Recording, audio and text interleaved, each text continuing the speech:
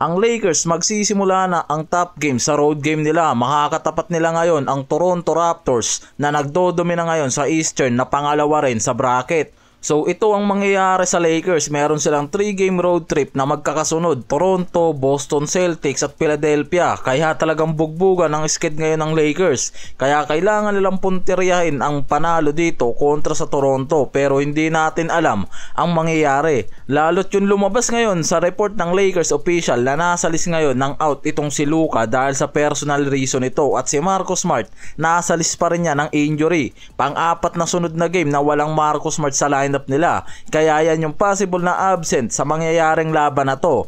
Kaya for sure na malaki nga ang magiging problema ng Lakers, lalo na sa opensa at depensa. Sa Raptor, si RJ Barrett lang ang nasa injury list dyan. Ang Raptors ngayon merong record na 8-2 sa home games nila at malaking problema yan sa Lakers dahil sila ang visiting team dyan. Malaking puwang ang maiiwan ni Luka pagdating sa opensa, lalo na sa create ng points and assists. Siya ang star scorer, playmaker ng team ngayong season, kaya malaking kawalan talaga to. Kung hindi pa magiging available si Smart, mawawala rin ang isa sa main defender nila at energy ng team. Pwede makaapekto to sa depensa at intensity turnovers nila. Pero syempre kahit walang Luka naman nga raw, may aasahan pa rin ang Lakers dyan. May malakas silang backup option gaya ni Reeves, Lebron. Maraming analyst ang tumututok sa kanila bilang X-Factor ngayon na mas kailangan mag-step up. One possession games lang sila, ibig sabihin kaya nila makipagsabayan at maglaro ng masikip kapag close na ang score. Para sa Lakers, kailangan talaga nga raw ngayon ng team effort. Malaking contribution ni Reeves plus LBJ, suporta pa sa ibang role player. Pwedeng Rui, Jake Laravaya, Vincent at iba pa na kailangan nga rin mag-step up. Tamang rotation para sa compensation ang kawalan ni Luka at Smart. Sa Raptors, dapat nilang gamitin nga raw ang advantage ng home court, aggressive sa depensa at limitahan ang extra opportunities ng Lakers, lalo na sa 3-point at transitioning. Sa ball movement at tempo ng laro, kung magiging magandang araw at mabilis, maraming open shot, baka mas edge ang Lakers lalo't may sharpshooter sila. Pero kung mabagal ang defensive oriented game, pwedeng mas pabor ng araw talaga sa Raptors, lalo na sa frontcourt advantage nila.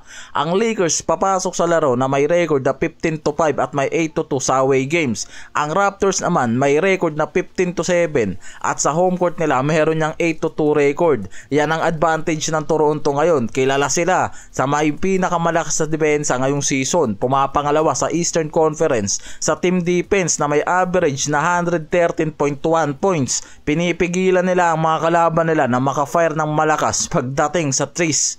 Ang laro kontra Raptors simula na ng isang mahigpit na road trip ng Lakers dahil meron silang back-to-back na magkakasunod na laban, Boston at pagkatapos Philadelphia. Tapos pag uwi nila sa Western, kalaban naman nila ulit San Antonio Spurs. Kaya talagang magiging bugbugan ng road trip game ng Lakers. Tatlong magkakasunod na top teams pa ang mga kalaban nila sa Eastern. Sa ganitong congested na schedule, ang pagkawala ng dalawang key players, lalo na may malaking effect sa scoring at defense, pwede nga raw magdulot ng problema sa stamina, chemistry at pangkalahatang performance ng Lakers. Kung itong si Reeves naman, Lebron at Ayton, magiging maganda ang laro kahit walang Luka. Pwedeng tumaas ang scoring ng mga yan, maging maayos ang takbo ng opensa nila. Kung magmamatch ng maayos yung laro ng mga to, pwede silang maging balance at flexible.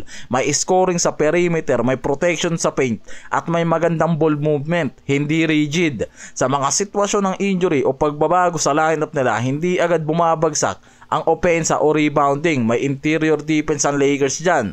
May backup matrix ang mga to sa interior. Pwedeng si Ayton magdomina at magbigay pa rin ng contribution sa depensa at opensa, lalo ngayon na nagpapakita na to ng consistency. Pwede rin Jackson Hayes o Maxi Kleber na magamit nila dyan. Si Reeves ang pinaka-inaasahan dyan ng Lakers na maging primary scorer ngayon habang walang Luka, katulad ng mga nakarang laro nila na nag-e-exploit at tumataas ang usage nitong si Reeves kapag walang Luka o walang Lebron. Kaya mataas ang ine-expect dito kay Reeves ngayon sa magiging laban nila dito sa Toronto Raptors. Kung magiging mabilis ang bola, may pick and roll play sila at may solid na opensa, pwede nilang samantalahin ang mismatches, exploitation ng interior at open shot kontra nga dito sa Toronto Raptors.